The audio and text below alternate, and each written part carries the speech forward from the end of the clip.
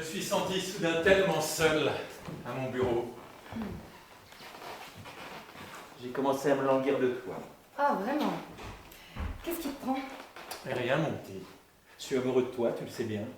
Oh, parfois, on pourrait presque l'oublier. Parfois, il faut même l'oublier. Ah oui, pourquoi? Parce que si au cours de nos 5 années de mariage, nous n'avions pas parfois oublié que nous sommes amoureux l'un de l'autre, nous ne serions probablement plus du tout. C'est trop compliqué pour moi. Ah, la chose est pourtant simple. Nous avons déjà eu ensemble une dizaine de liaisons, peut-être une douzaine. Bah, enfin, non, enfin, je ne les ai pas comptés. Eh bien, si je m'étais livré dès le début à ma passion pour toi, il nous serait arrivé la même chose qu'à d'autres couples amoureux. On en aurait fini l'un avec l'autre. C'est pourquoi il est bon, de temps à autre, de vivre en bonne amitié seulement. Ah bon? C'est ainsi qu'on pourrait vivre ensemble de nouvelles lunes de miel. Enfin, si c'était différent pour moi. Ce n'est pas différent pour toi. Tu es bien l'être le plus intelligent et le plus ravissant qui existe. Mais c'est gentil de voir que tu peux faire ta cour de temps en temps. Pour un homme qui a un peu parcouru le monde, le mariage signifie au fond quelque chose de bien plus mystérieux que pour vous autres jeunes filles de bonne famille, qui avez finalement une vision beaucoup plus claire que nous de la nature de l'amour. Oh! Assurément, car nous avons été complètement perturbés par les multiples expériences qu'il nous a fallu connaître avant le mariage et les créatures auxquelles nous avons été confrontés. Quelles sont-elles, ces créatures? Ce sont pour la plupart des êtres bien à plaindre, poussés par la misère dans les bras du péché. Mais, enfin, elles se vendent donc toutes? Je ne dirais pas ça. Au-delà de la misère matérielle, il existe aussi, je dirais, une misère morale, une conception insuffisante de ce qui est permis. Enfin, elles ont l'air de se porter plutôt bien, non? Comment peux-tu parler ainsi, Emma? Je pense justement que pour vous autres femmes honnêtes, il n'y a rien de plus repoussant que toutes celles qui ne le sont pas. Oui, certainement. Certainement, Karl. Enfin, va, continue. Raconte-moi encore quelque chose à propos de ces créatures. Oh, Emma, tu ne vas quand même pas me taxer d'un goût si mauvais que je... Assez, Emma, c'est presque un sacrilège. Et pourtant, enfin, tu as tenu qui sait combien d'autres femmes dans tes bras comme tu me tiens maintenant. Ne dis pas des femmes. La femme, c'est toi. Alors, il y a une question à laquelle tu dois me répondre. Sinon, eh bien, c'est même pas de ligne de miel. Non, c'est une façon de parler, Emma. Et n'oublie pas que tu es mère, que notre fille est de à côté. Oui, enfin, oui, bien sûr, oui, je suis ta femme, mais parfois, je voudrais bien être un peu ton amoureuse. Tu voudrais. Voyons d'abord ma question. Y avait-il une femme mariée parmi elles? Pourquoi cette question? Connais-tu donc une telle femme? Non, je n'en sais rien, moi. Elles sont très malheureuses, tu peux me croire. Tu n'imagines pas l'existence que mènent ces femmes, pleines de mensonges, de bassesse, de perfidie, pleines de dangers. Oui, évidemment, tu as raison. Vraiment, elles péchèrent le peu de bonheur, le peu de... Plaisir? Pourquoi plaisir? Qu'est-ce qui te prend d'appeler ça du plaisir? Enfin, tout de même agréable, ça doit bien être, sans quoi elle ne le ferait pas. Ce n'est rien. Une ivresse. Une ivresse? Non, ce n'est même pas une ivresse. Quoi que ce soit, c'est cher payé, sûr. Alors tu l'as fait une fois, n'est-ce pas? Oui, Emma. C'est mon souvenir le plus triste. Il y a longtemps? Est-ce que c'était bien avant que tu m'épouses? Ah, ne demande pas, je t'en supplie, ne pose pas de questions. Oh mais Karl, allez! Elle est morte. Oh, sérieusement? Oui. Ça semble presque ridicule, mais j'ai l'impression que toutes ces femmes meurent jeunes. Tu l'as beaucoup aimée? On n'aime pas les menteuses. Alors pourquoi? Une ivresse. Alors quand même. Écoute, n'en parlons plus. Je n'ai jamais aimé qu'une seule femme, et c'est toi. On n'aime que là où il y a pureté, vérité. Oh, que tu es belle, belle. Oh mais Karl.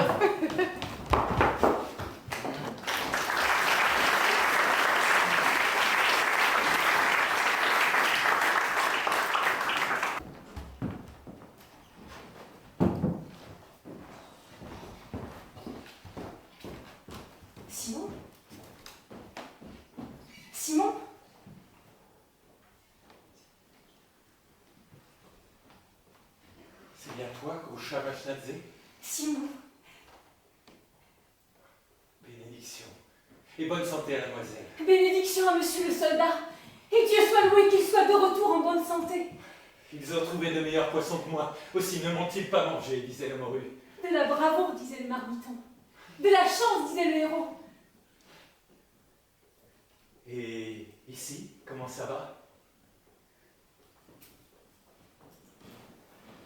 L'hiver a-t-il été supportable? Le voisin prévenant. L'hiver a été un peu rude. Le voisin, comme d'habitude, Simon. Peut-on demander, une certaine personne a-t-elle toujours l'habitude de mettre sa jambe dans l'eau quand elle lave le linge? Non, à cause des yeux dans les buissons. La demoiselle Parna soldat, elle a devant elle un sergent payeur. Cela ne fait pas 20 piastres. Et le logement? Derrière la caserne, Là-bas, exactement. sous les dattiers, Je vois qu'on a regardé alentour. on a. Et on n'a pas oublié. Alors la porte tourne toujours sur ses gonds, comme on dit. Qu'est-ce que ça veut dire? Qu'est-ce qui ne va pas? Simon Chinchava, je ne pourrai plus jamais retourner à Lucca. Qu'est-ce qui est arrivé? Il s'est trouvé que j'ai assommé un homme d'armes. Shavaznadze devait avoir ses raisons. Et puis, je ne m'appelle plus comme je m'appelais. Je ne comprends pas ça. Quand les femmes changent-elles de nom, Simon?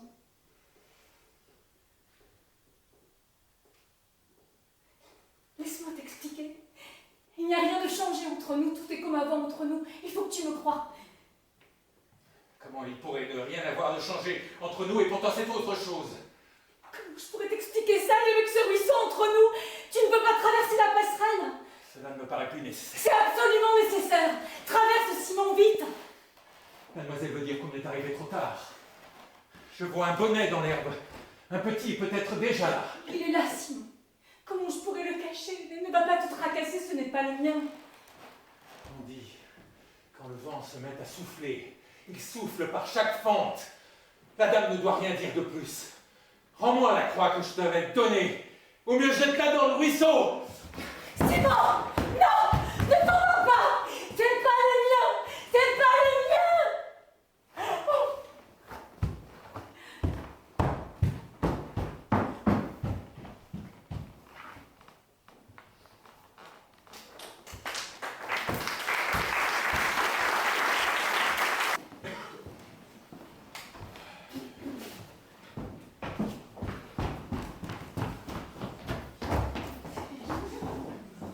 Alors, il arrive au chocolat?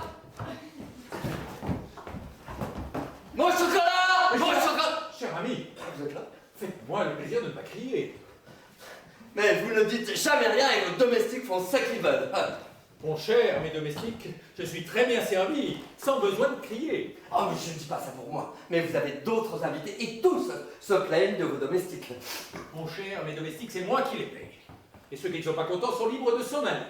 Vous avez pris votre chocolat? Moi, non. Qu'attendez-vous pour le prendre? J'attends d'en avoir envie. Eh ben moi, je le prendrai volontiers. Eh bien, prenez-le! Mais ça fait 3 heures que j'ai demandé. Mon chocolat! Mon chocolat! Il arrive le chocolat! Quoi? Qu'est-ce que vous avez dit? Un peu de patience, quoi. Les domestiques doivent être plus occupés que d'habitude. Nous avons un déjeuner à midi, nous sommes 11 ou 12 à table. Hein, ils ne peuvent pas tout faire en même temps. Très bien, j'ai compris. Le chocolat va me passer sous le nez. Monsieur Philippot, avec votre permission, Mais où est-il? boire mon chocolat ailleurs. Cher ami, maintenant que personne ne nous entend, de vous à moi, vous pêchez un peu par goinfrerie. Mais mon estomac réclame. Le soir, je mange presque rien. Pourtant, chez monsieur Leonardo, hier, vous avez eu un sacré coup de fourchette, il me semble. Hier soir, c'était une exception. Oh, si j'avais mangé ce que vous avez mangé, je jeûnerais pendant 3 jours. Oh, voilà le chocolat. Mais vous n'allez pas le prendre ailleurs. Ah, je vous en prie. Moi, je vais voir celui-ci. Oh, vous êtes jaloux? Oh non, je ne me vexe pas par des balivernes. Vous êtes libre d'aller où vous voulez. Cette tasse C'est moi qui vais la boire. Monsieur Philippe, nous sommes amis depuis fort longtemps.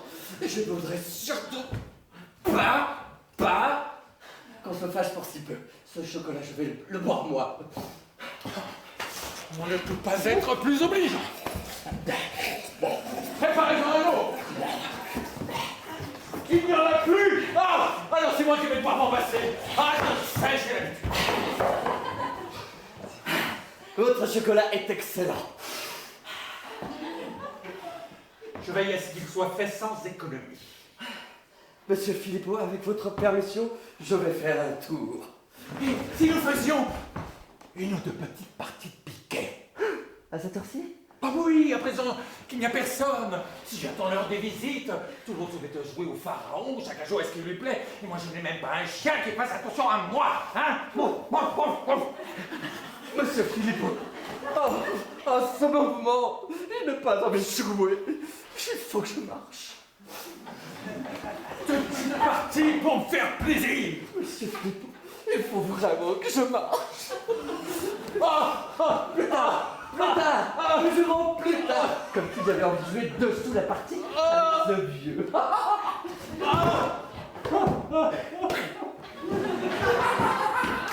Je le savais bien. Personne ne fait attention à moi. Tout le monde s'amuse à mes dépens et moi si je veux me divertir. Il faut que j'aille à la pharmacie jouer aux dames avec le pharmacien. En villégiature, il faut qu'il y ait du monde autour de moi, sinon je meurs. C'est comme mes biens, hein? Je suis incapable de les garder pour moi. Il faut qu'on me les dévore. Et moi, je dois me contenter du peu qu'il me reste. Oh, Madonna mia!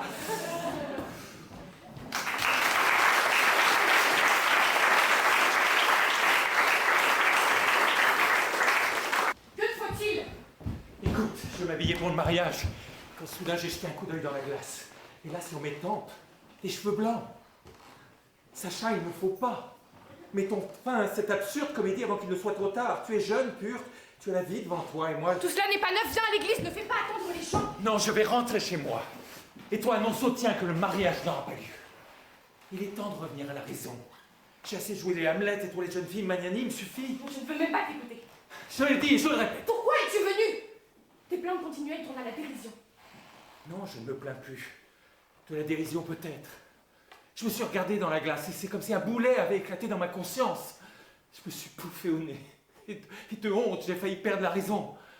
Geindre, me lamenter, raser les gens, m'apercevoir que je n'ai plus la force de vivre, que j'ai cédé à la lâcheté alors que même la fourmi traite sa charge avec contentement. Non, serviteur.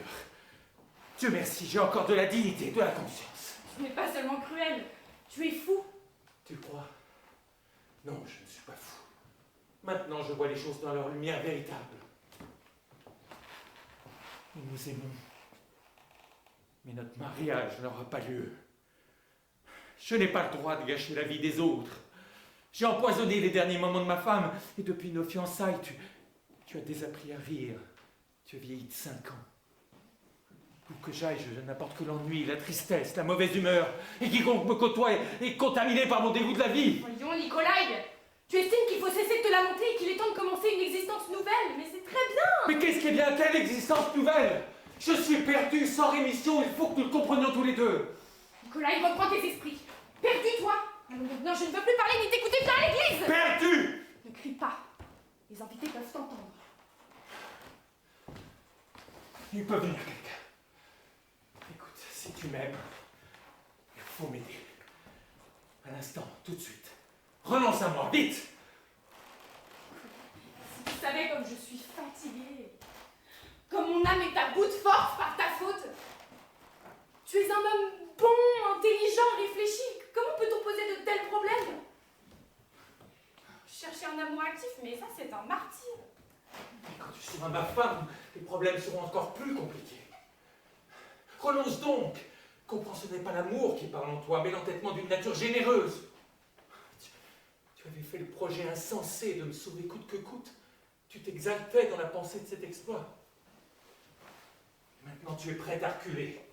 Mais un faux sentiment t'en empêche. Comprends-le. Ton raisonnement simplement est absurde.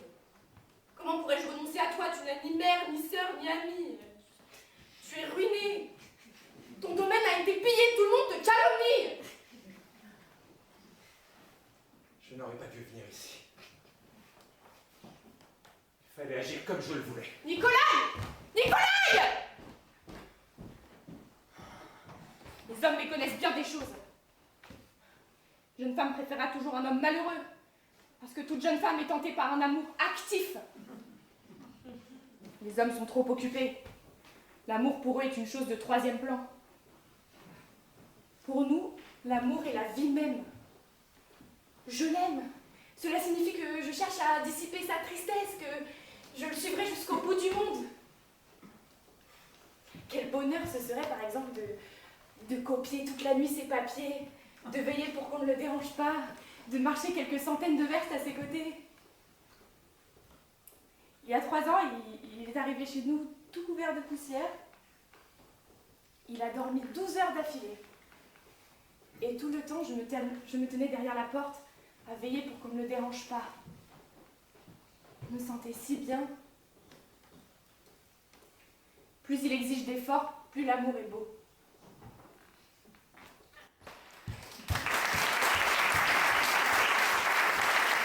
Monsieur Doug Barrow. Waouh. Vous devez vous demander, mais que me veut Arthur en lui? Hein? C'est très simple, je ne veux qu'une chose. Je ne veux pas me sentir méprisée et considérée comme un pour la chance, un aventurier, surtout par une police que j'admire énormément. C'est pourquoi je viens vous voir aujourd'hui, mon cher ami, pour vous demander de glisser un mot pour moi si nécessaire à la police. Vous voulez dire me porter garant de vous? Oh, si nécessaire, cela dépendra. Si nous arrivons à trouver un accord avec les marchands de légumes. Qu'avez-vous à faire dans le commerce de légumes? Je suis déterminé à le protéger contre toute atteinte. Par la violence, il le faut. Autant que je sache, jusqu'à présent, il ne menaçait d'aucun côté. Jusqu'à présent, peut-être. Et moi, je vois plus loin. Et je vous demande, jusqu'à quand? Jusqu'à quand, dans cette ville, avec cette police incapable et corrompue, le petit marchand de légumes pourra-t-il continuer de vendre ses légumes en paix? Une main scélérate, vous par exemple, ne viendra-t-elle pas peut-être dès demain matin venir lui payer son petit magasin? Ne préférait-il pas alors, logiquement, bénéficier dès aujourd'hui d'une protection musclée? Oui! J'ai tendance à penser que non. Non, mais ça veut dire qu'il ne sait pas ce qui est bon pour lui, c'est tout. Eh bien, écoutez, c'est possible. Le petit marchand de légumes, il est travailleur, mais il est limité. Il est bienveillant, mais il est vraiment clairvoyant, d'accord? Ok. Alors, il ne fait aucun doute qu'il a besoin d'être sévèrement dirigé, n'est-ce pas? Hélas, il ne se sent pas redevable envers le syndicat qui lui a tout donné depuis toujours. En quoi le syndicat me concerne-t-il? Vous savez ce qu'il vous faut? Il vous faut 30 gars. 30 gars déterminés. Sous ma direction! Je ne suis pas membre du syndicat. Oh, je sais ce que vous vous dites. Vous vous dites, avec 30 gars gaulés comme ça et armés autour de nous, comment savoir si nous sommes nous-mêmes en sécurité? Bien, la réponse est simple. Asseyez-vous, je vais vous la donner. Ami. Le pouvoir, tout le temps, partout, appartient à celui qui paie les salaires. N'est-ce pas? Et dans notre cas, celui qui paie les salaires, c'est vous. Comment pourrais-je jamais rivaliser au fond avec vous? Dites-le-moi. Que suis-je au fond? Combien au fond me suis d'ici? Savez-vous qu'il y en a déjà qui font défection? Il ne me reste que 20 hommes, s'il m'en reste 20! C'est votre devoir de me protéger aujourd'hui, monsieur Doug Barrow. 9 ans de 14 années d'enjeu. Écoutez ce que mon humanité me dit de faire. Appelez la police! La police! La police! Ouais. Eh ben, en tant qu'être humain, vous refusez de m'aider? Pas de problème. Alors écoutez, je l'exige de vous en tant qu'être humain, d'accord? Car c'est ce que vous êtes. Oui. J'ai les preuves que vous êtes impliqué sous le scandale des quais qui est en train de sortir. Ne me poussez pas jusqu'à la dernière extrémité, mon ami. Elle ne se fera pas, mes amis! Vos amis, mais vos amis, c'est qui? Et demain, vous n'aurez que les ennemis! D'accord?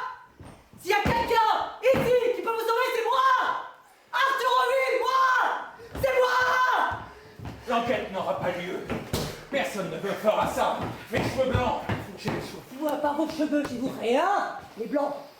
Ah. Allez, retourne.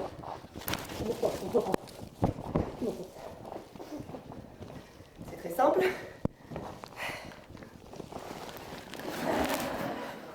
Laissez-vous sauver par moi. Un seul mot de votre part et disons le premier qui ferait mine me toucherait dans le serait-ce qu'un de ces cheveux blancs. Une fois de moi, merde! Jamais! Plutôt que de me compromettre avec vous, j'aime mieux aller au tapis! Vous m'entendez? Vous, je vous préviens, je vous écraserai. De l'air! Quelle grande gueule! Quelle grande gueule! Je n'aurais pas pu prendre cette village! Jamais ils n'oseront, jamais! Jamais!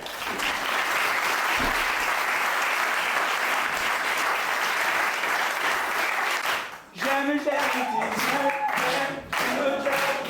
déteste comme ça lentement, et je sens sensualité. Pour ça, un instant, j'aimerais que ce moment puisse trouver à la méditation musicalité.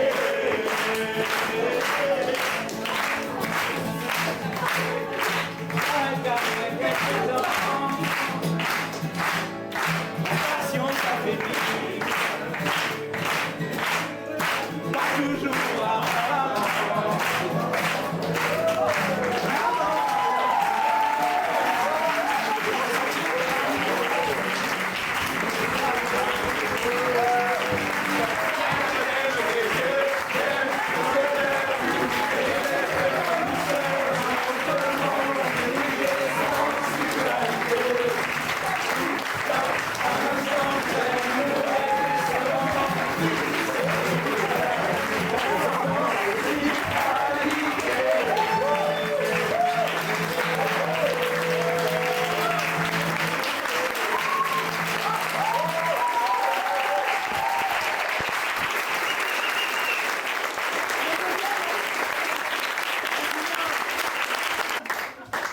mais j'aime